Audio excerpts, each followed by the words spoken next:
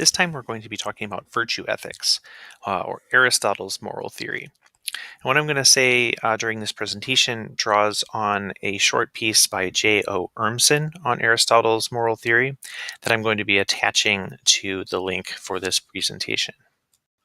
Before we get started looking at Aristotle's theory, it would be nice to take a comparative look at the moral theories that we've looked at so far, and show how they differ from Aristotle's virtue ethics approach. The best way to do this is by examining a case. So here's our case. Suppose Sally sees Bill drop his wallet and then walk away. She very badly wants to keep the wallet for herself, to steal it from Bill, but she's afraid that someone will see her take it and put it in her pocket, so instead she takes it and gives it back to Bill. Now what would Kant say? Well, Kant would have the following to say about Sally's action. It looks like it has moral worth. So Sally acts against her inclinations and in accordance with her duty. So she has a duty to give the wallet back to Bill, its rightful owner, and she does this, she performs this action contrary to her desires, contrary to her inclinations. So her act it shows moral worth.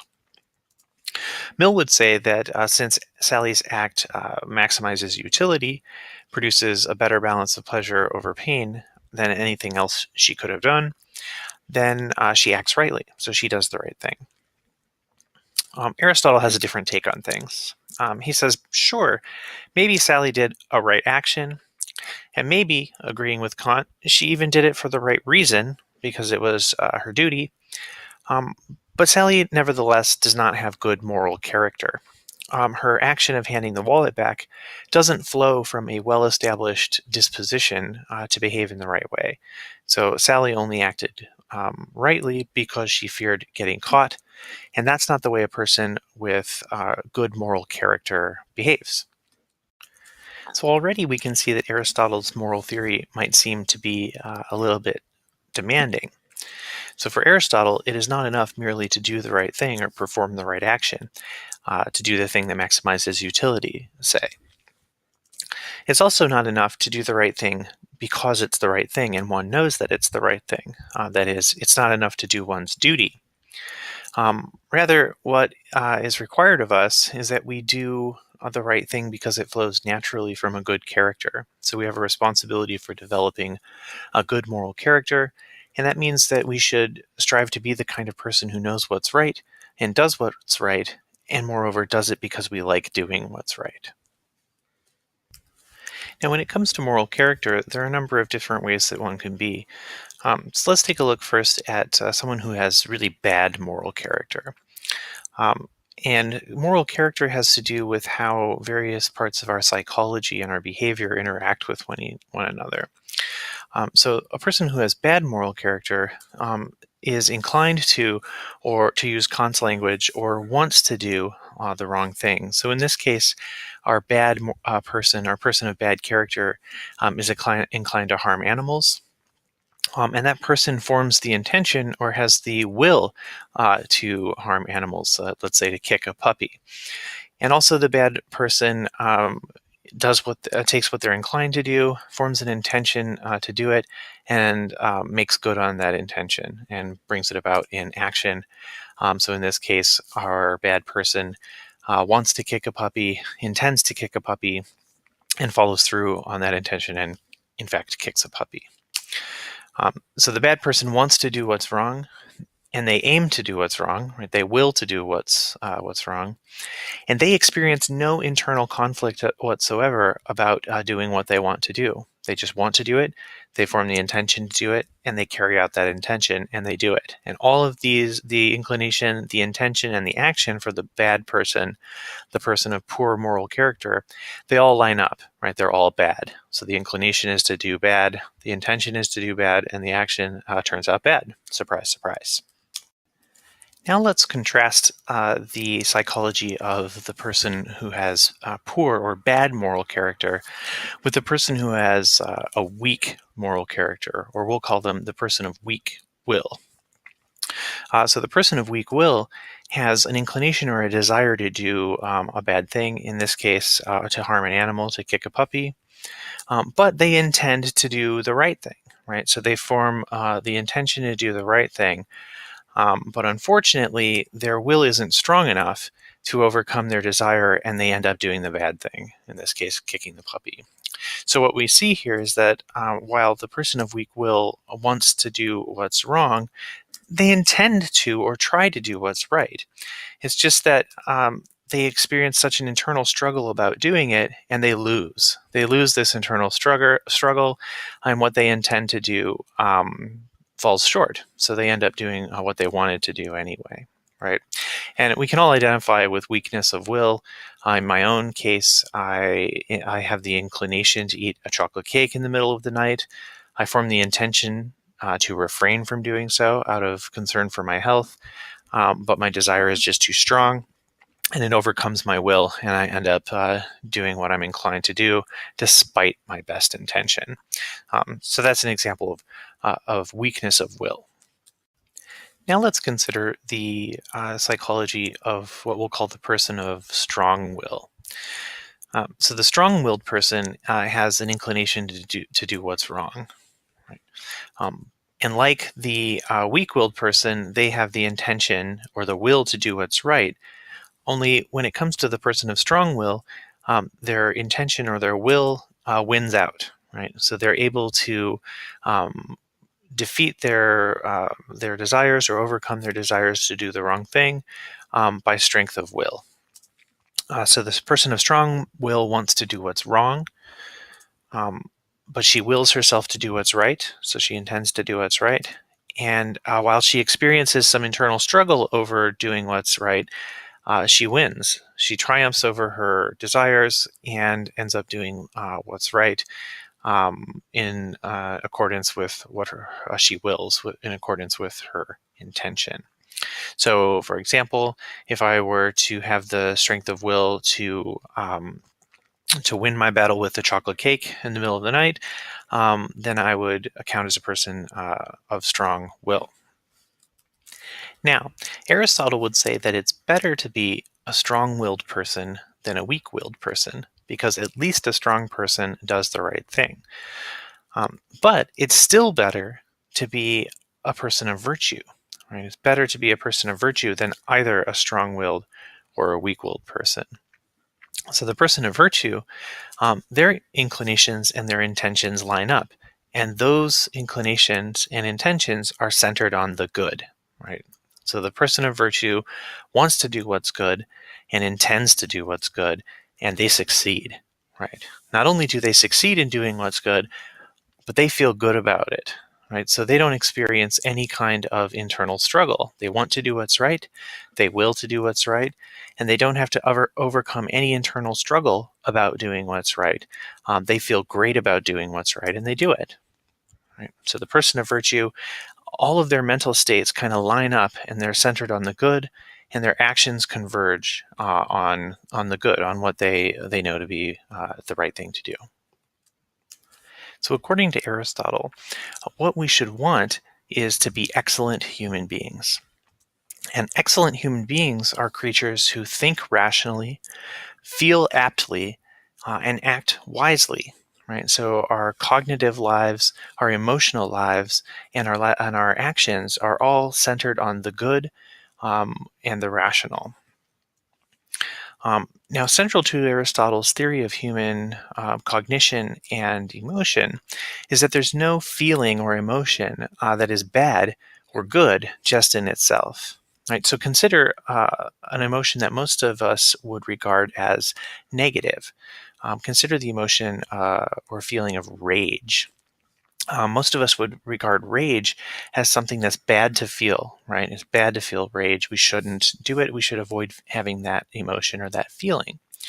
But according to Aristotle, every emotion has its time and place.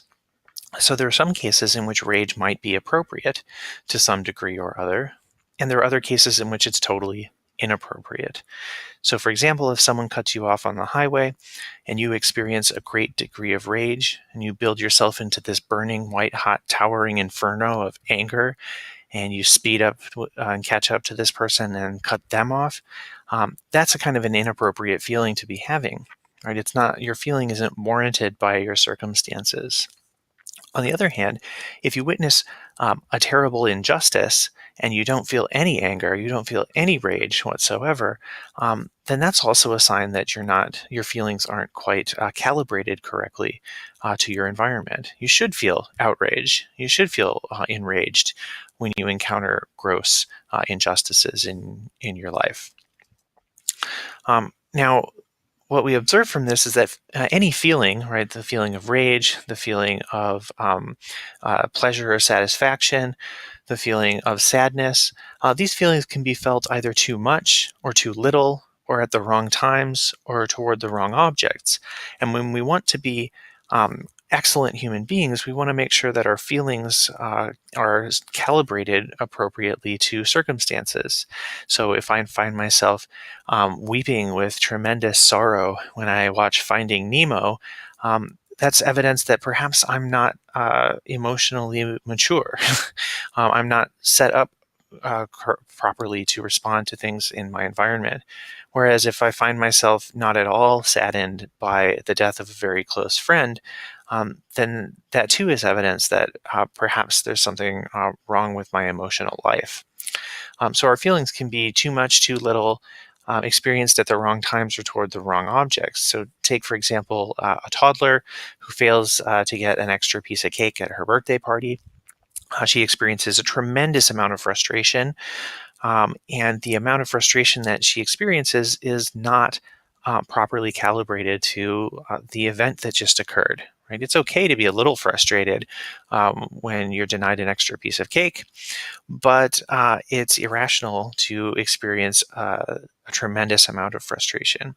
Now, this isn't to say that toddlers are somehow acting in a morally reprehensible way when they feel frustration like this. It just shows us that they're not emotionally developed the way that fully matured human beings are. And that's okay. We learn how to manage our emotions properly by being taught and by practicing and being habituated to express our emotions in a way that makes sense given our circumstances.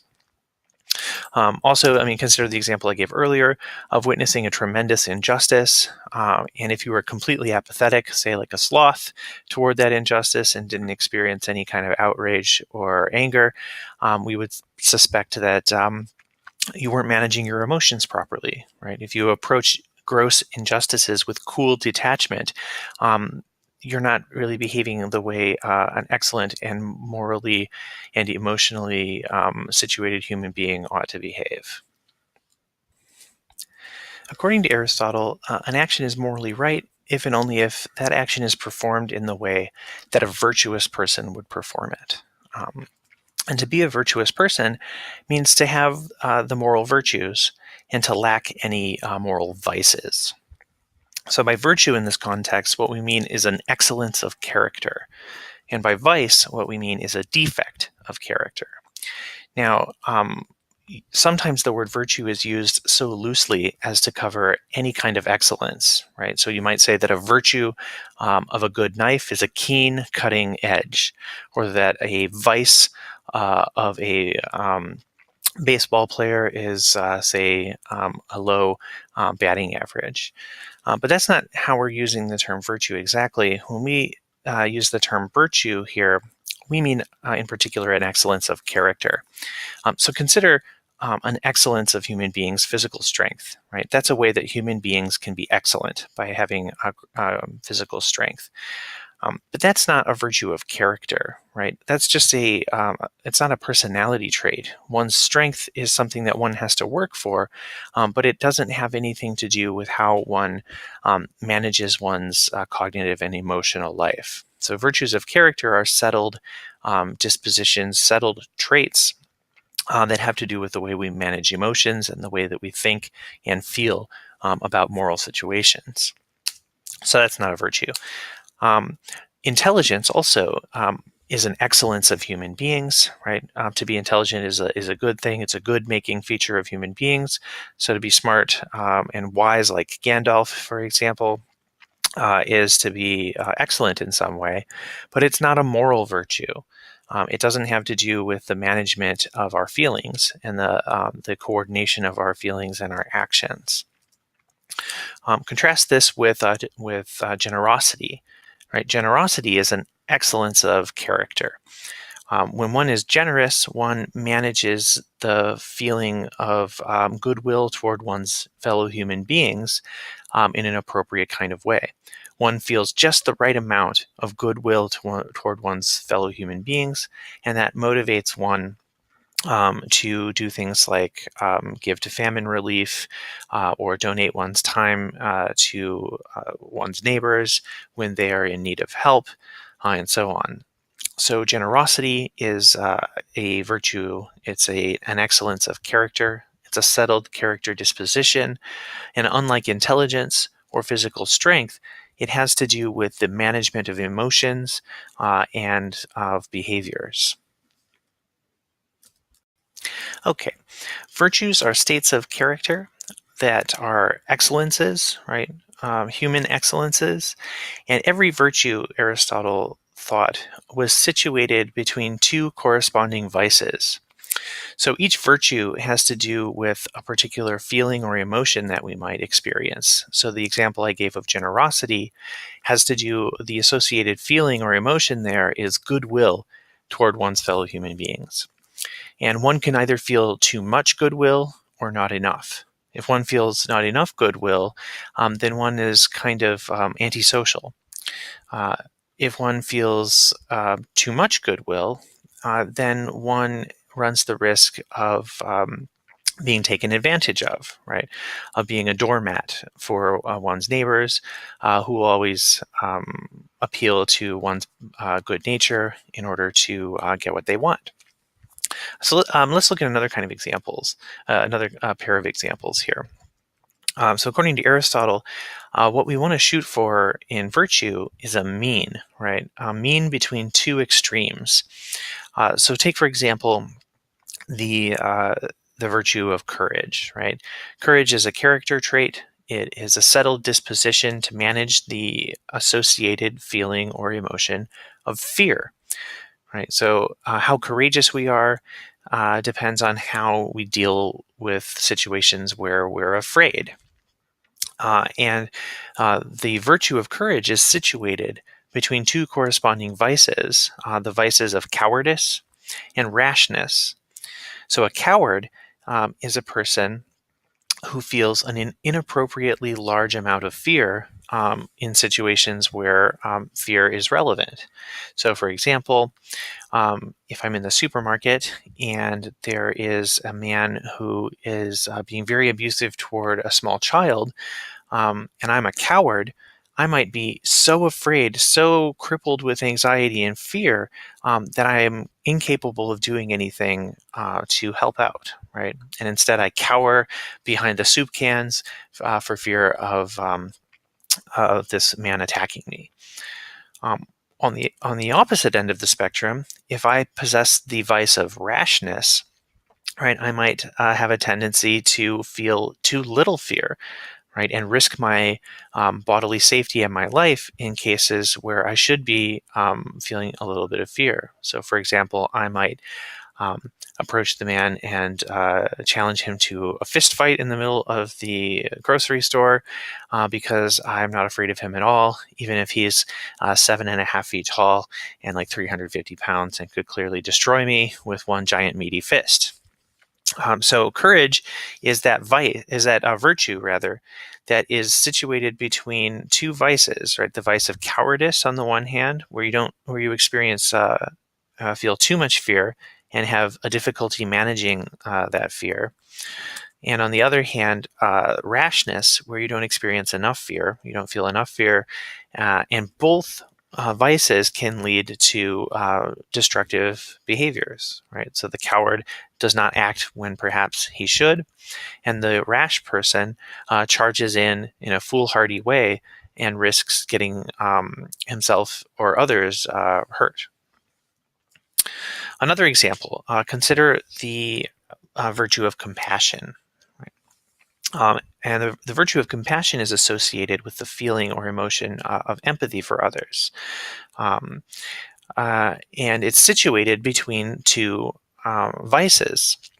So on the one hand, we have the vice that I like to call hyper empathy, right? So these are folks who are hyper empathic or hyper empathetic, are folks who really empathize with others to like such an extreme degree that their own feelings get lost. Right. So my mom is such a figure, right? She's always looking out for the interests of others to such a degree that her own interests get kind of ignored. So she's so empathic that it's a detriment to her, and it also is a detriment to those around her when she's unable to take care of her own needs. Contrast that. So on the other end of the spectrum, we have folks who have so little empathy that they are what I call hard-hearted people, right? So, for example, Ebenezer Scrooge from the popular story is a hard-hearted man. He feels little to no empathy. At least in the beginning of the story, he feels little to no empathy for his fellow human beings, and as a result of this, he acts very poorly, right? So both of these figures, right, my mom on the one hand and Ebenezer Scrooge on the other, have a kind of vice, right? They don't manage their empathy in an appropriate kind of way. My mother experiences too much empathy, and Ebenezer Scrooge far too little. The right thing for a human being, the excellent trait for a human being, is to be situated between these two extremes in an appropriate way and experience the right amount of empathy at the right times and toward the right objects. That's a person who has the virtue of compassion. So, what is character?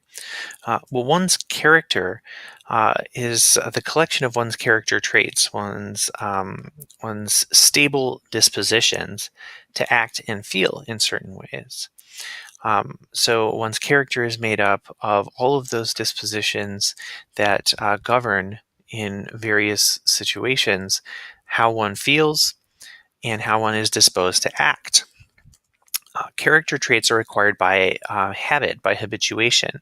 So you don't become a generous person just by reading books about generosity and charitable giving.